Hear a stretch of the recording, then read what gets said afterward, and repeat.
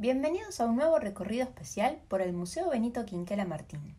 En esta ocasión, por este otro museo, que encierra un patrimonio quizás oculto o no tan visibilizado, y que sin embargo posee una gran riqueza por el contenido y valor que representa. El proceso de digitalización de la documentación se llevó a cabo entre los años 2003 y 2008, para que hoy se encuentre a disposición de todos aquellos que quieran consultarlo. El archivo se organiza en tres partes: la sección de archivos de autor, la sección de fotografías y la sección de los biblioratos. Empecemos con la carpeta del artista Beleira Cabral, formado en el Ferrol y autor de gran cantidad de motivos boquenses. El archivo por autor recopila información sobre los autores de las obras del patrimonio del museo. En el mismo se conserva la ficha de ingreso de las obras, generalmente firmada por los mismos artistas, fotografías de las obras, recortes periodísticos y retratos fotográficos. Estos están puestos por orden alfabético y divididos en tres secciones: pinturas, esculturas y grabados. En algunos casos, si un artista combinó o desarrolló diversas técnicas, puede haber distinta información en cada área. Un ejemplo de esto es Roberto Capurro, de quien encontramos información en las tres secciones. Pensemos que esta es la forma de cómo se estructuró en un primer momento la documentación referida a los artistas de la colección. Con los años, las distintas áreas del museo comenzaron un constante trabajo de entrecruzamiento de datos e información que por un lado se conserva en su acervo, como también de toda aquella nueva información que se va generando con el paso del tiempo. Una peculiaridad del archivo es que en él podemos encontrar información de varios artistas que no tienen obra en la colección.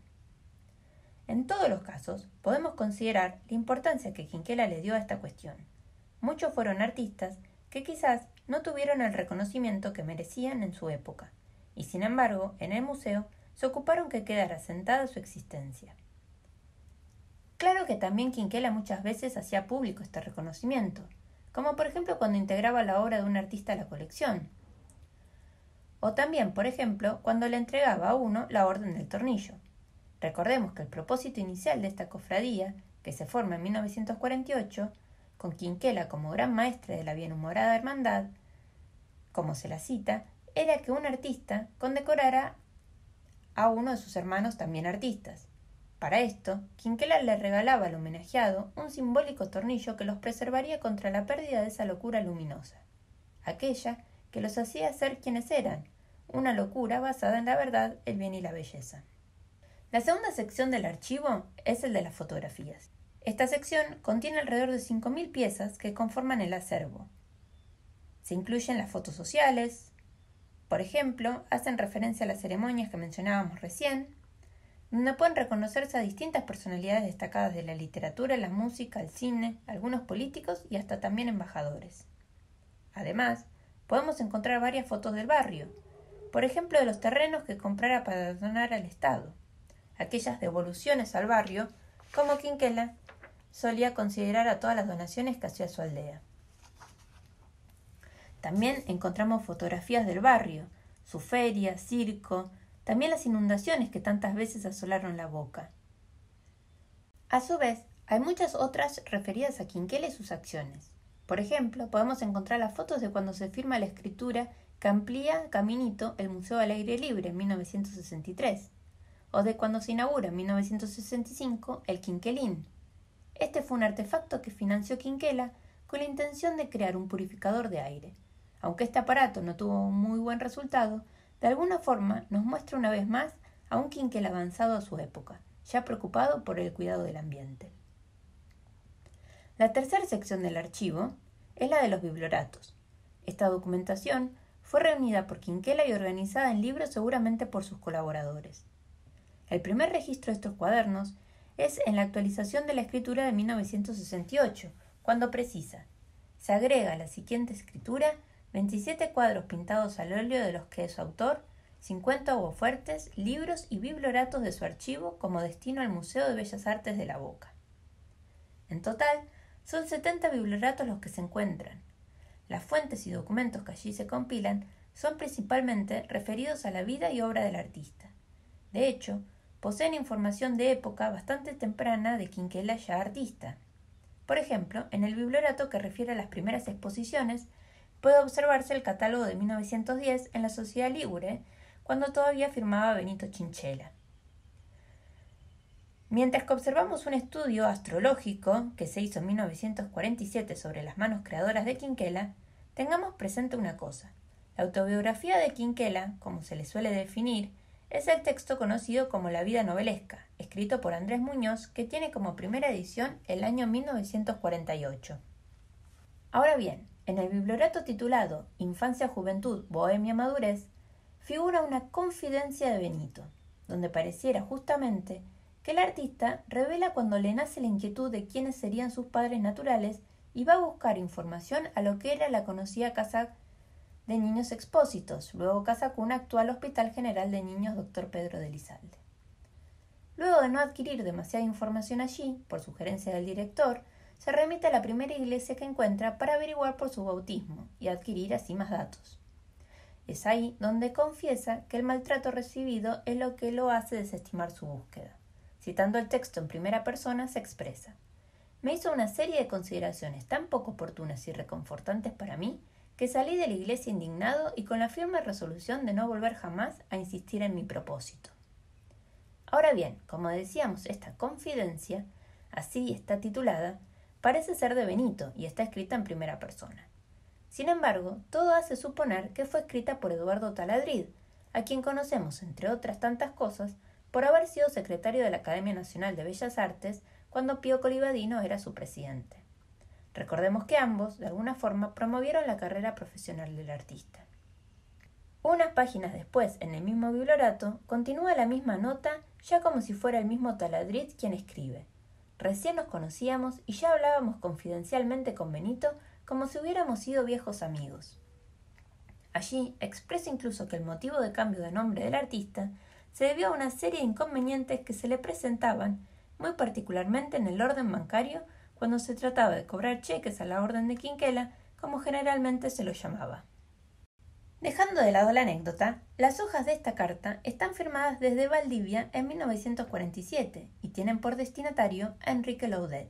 El receptor aclara en el bibliorato: «Es en conocimiento, Eduardo Taladrid, de que estoy preparando el cuerpo de historia sobre el común querido amigo Benito Quinquela Martín, desde Valdivia, Chile, donde reside después de haber ejercido las funciones de cónsul durante 25 años, me envía las notas que agrego al legajo sobre la niñez de Benito». La pregunta que nos hacemos es: ¿por qué tendría Laudet que recurrir a los registros de otros teniendo el testimonio de primera mano del protagonista de la historia? Cabe destacar que Laudet, además, acompaña y participa en gran cantidad de las andanzas de Quinquela. Para comentar un solo caso, en el mural de la escuela número 9 Pedro de Mendoza, la escuela museo, denominada Bendición de las Barcas, donde el motivo remite a la tradicional costumbre de marineros y pescadores católicos de hacer bendecir las barcas cuando ellas van a navegar por primera vez o en ocasión de acontecimientos singulares, el sacerdote que oficia la sencilla pero imponente ceremonia es el reverendo padre Antonio Oscaso, párroco de La Boca, cuyo templo insinúase en el brumoso fondo portuario. En las barcas, dos de las cuales han sido bautizadas por el artista con nombres dilectos, Ronaldo Benincasa y Enrique Laudet, animadores de la idea de fundar la escuela museo. Este es el mismo Laudet quien describe los murales, lo que puede encontrarse en uno de los biblioratos de la escuela museo. Algo similar pasa cuando se analizan las distintas ediciones de la vida novelesca. Como mencionábamos antes, fue escrita en primer momento por Andrés Muñoz. Al morir en 1963, la historia la continúa José María Samperio. En ellas hay variaciones en las adjetivaciones que se hacen. En algunos aparecen fotografías que en otras no, dándose mayor o menor importancia a algunos de los datos. Esta es la riqueza del archivo, de cualquier repositorio de fuentes históricas, donde más allá de quién redactó los documentos, cuándo se hizo, dónde o cómo, y todas las consideraciones formales que pueden hacérsele, lo que se busca interpretar puntualmente es la crítica hermenéutica y el cuestionamiento a su credibilidad. En otras palabras, ¿qué dice la fuente y qué quiere decir? ¿Y cuál es el valor de la misma? Como diría Henry Merroux, lo que se procura determinar es el valor del testimonio. Volviendo a La Boca del Riachuelo y al archivo del museo, entre los biblioratos hay 4 que refieren a la opinión de los escritores argentinos. y otros a la opinión mundial. En su mayoría son artículos periodísticos los que hay allí sobre la vida de Quinquela, y que prácticamente no se corren de lo que podríamos considerar la historia dogmática, de aquel niño abandonado, de aquel niño carbonero. Y es justamente en muchas de esas entrevistas donde el artista obsequia esa historia de su vida, a pesar del ruedo insistente de muchos casos, del relato de otra historia, de otra anécdota, una ya quizás no tan conocida, esa búsqueda de una primicia, por así decirlo.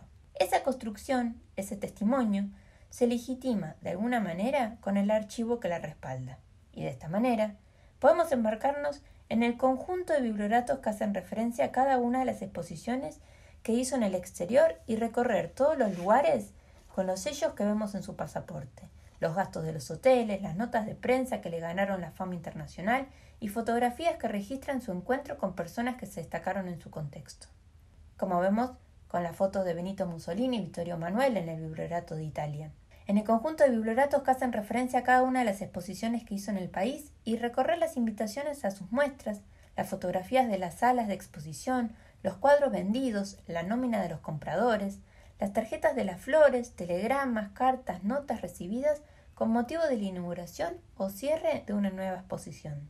Nos podemos embarcar también en el conjunto de biblioratos que refieren a cada una de las instituciones que forman parte del complejo quinqueliano.